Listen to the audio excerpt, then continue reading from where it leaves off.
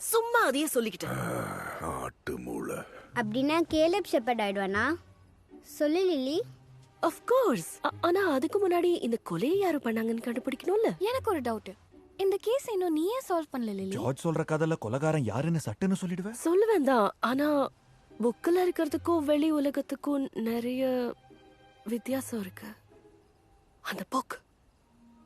அந்த புக் மட்டும் கிடைச்சா போதும். எப்படியாவது நாம ஜார்ஜ் கேரவான்குள்ள போயிட்டா அப்புறம் அங்க பாரு. அது ரெபெக்கா தானே?